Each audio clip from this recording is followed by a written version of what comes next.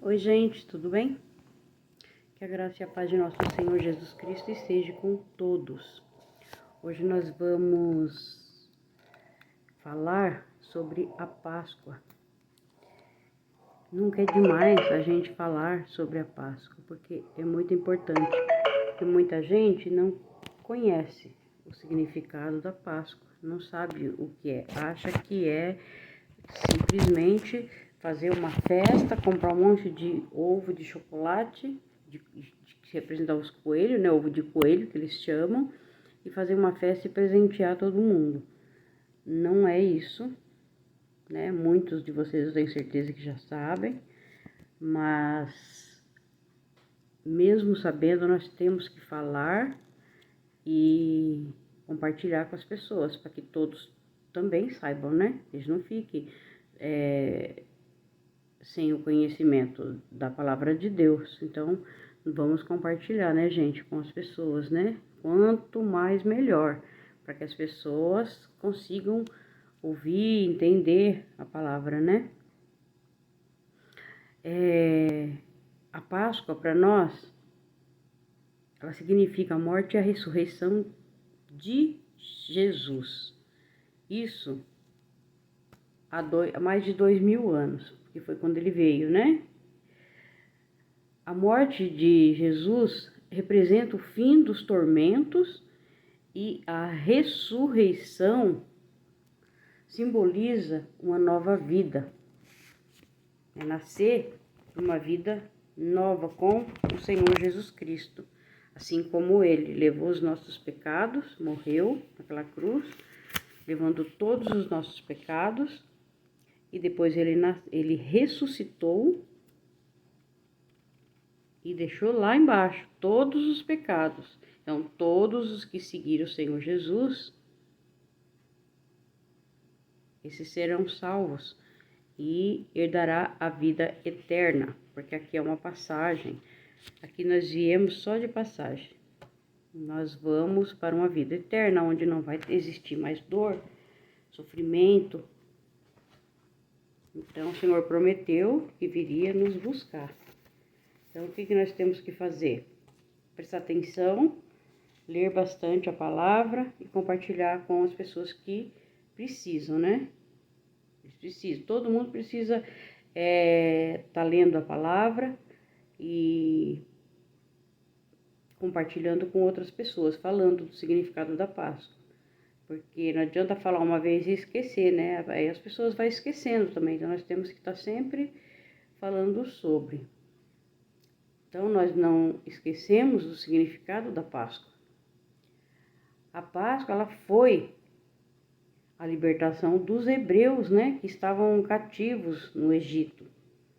Todo o povo hebreu estava sob o domínio de um rei malvado, né, do faraó malvado, e os escravizaram durante muito tempo. Mas assim que alguns deles que não tinham perdido a fé, né? A fé em Deus, que muitos já estavam adorando os ídolos deles lá, mas muitos não. Então eles começaram a clamar, pedir ajuda de Deus, que é o único que tem poder para salvar, né? Ninguém mais tem, muito menos imagens de escultura, que eram todos os deuses deles lá, né, do Egito.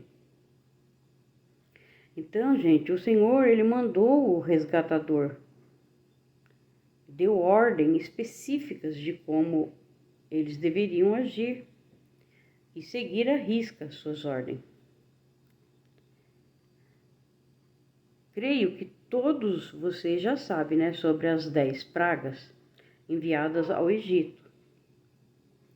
Muita gente conhece, sabe, muitos não. Mas aí depende de nós compartilharmos para ajudar as pessoas também a saber direitinho, né?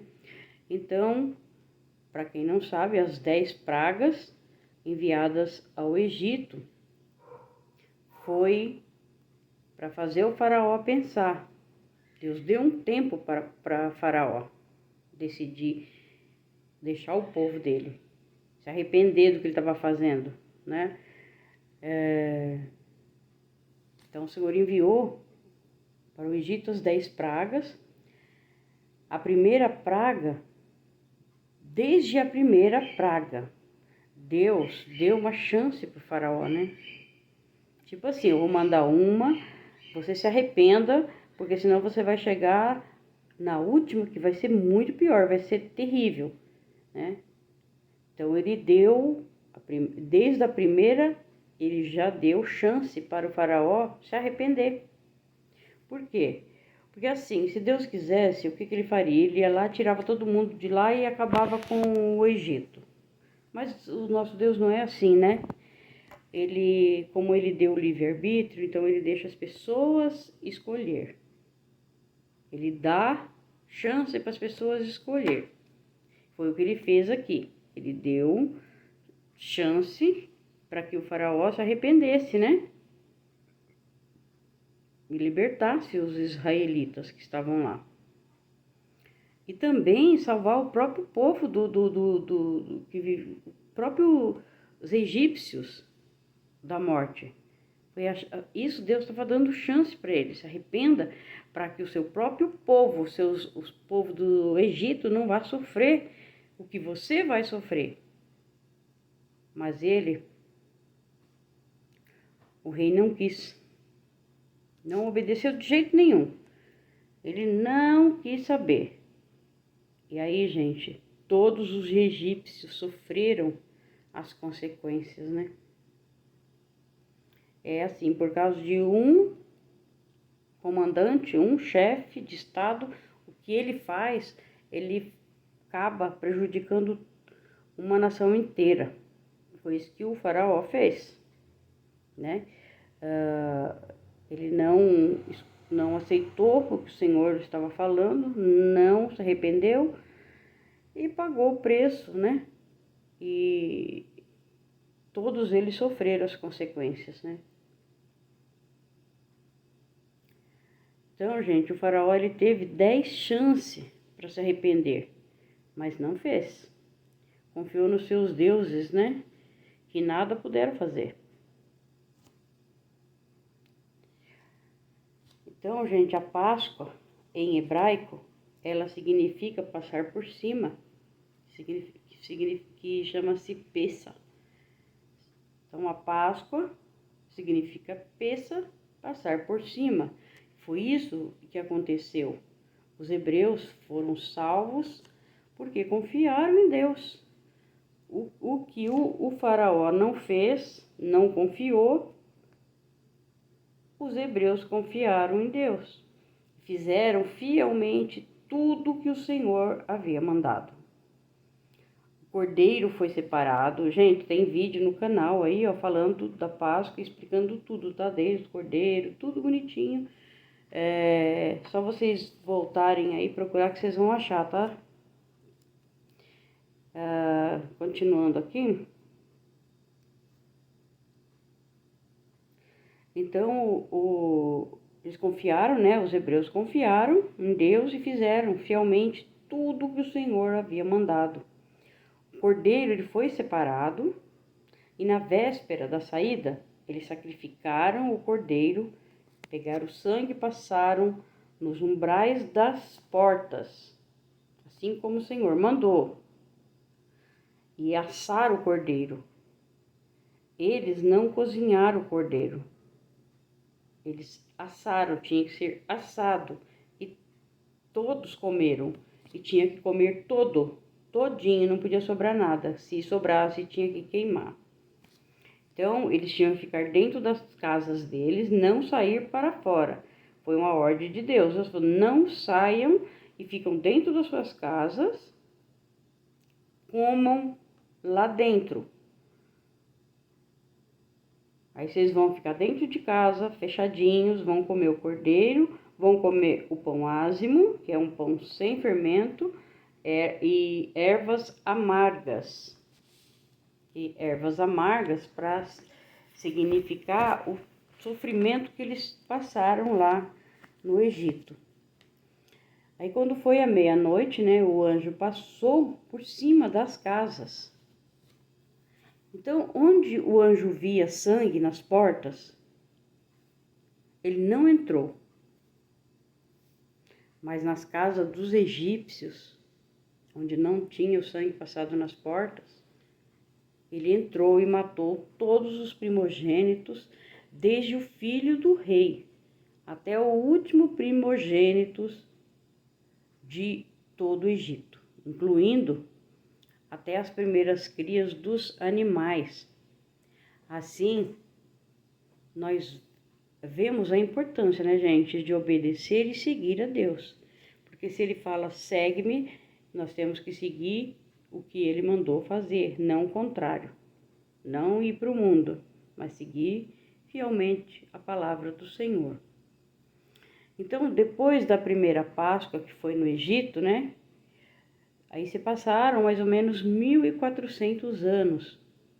E então, o nosso Senhor Jesus Cristo, ele deixou a sua glória no céu e desceu aqui na terra.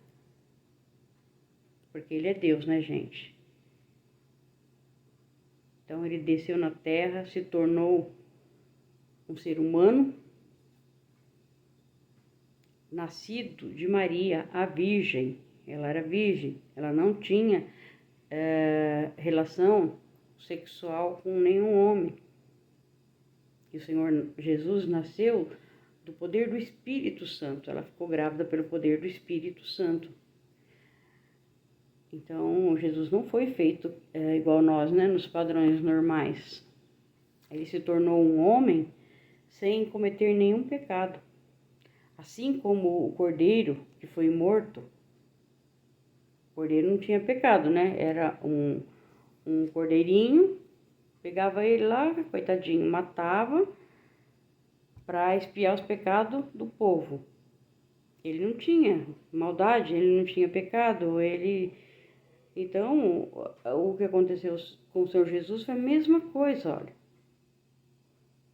Ele veio para cumprir de uma vez por todas a expiação dos pecados, sofrendo, apanhando, sendo cuspido em seu rosto, espinhos furando a sua cabeça, levou a cruz para ser crucificado. Olha quanto sofrimento, gente. E assim, o Senhor Jesus obedeceu. Assim como uma ovelha muda, assim como uma ovelhinha que você pega e leva aonde você quer, o Senhor Jesus foi feito a mesma coisa. Eles pegaram ele e levaram para a morte. Bateram, cuspiram, fizeram tudo de ruim, tudo de mal para ele, sendo que ele não merecia. Ele era o próprio Deus que desceu na terra para salvar as pessoas, né? Salvar a humanidade que estava toda corrompida. E está, né? E está. Porque são poucas pessoas que aceitam falar do Senhor Jesus. Então, gente, assim como lá no Egito foi separado e ao longo do tempo eles separavam para ser crucificado o cordeiro, eles separavam e logo deixavam ele separado. Antes do pôr do sol tinha que estar tudo pronto, né?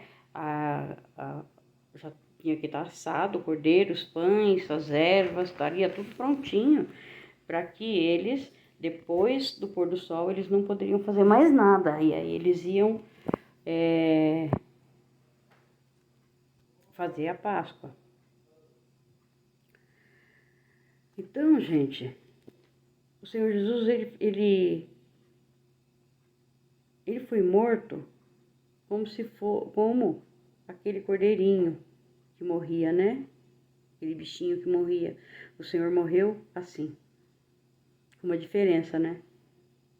Ele foi judiado muito, bateram, cuspiram, furaram sua cabeça, fizeram coisas inimagináveis. Ele veio para cumprir de uma vez por toda a expiação dos pecados, né? Sofrendo, apanhando e acabou levando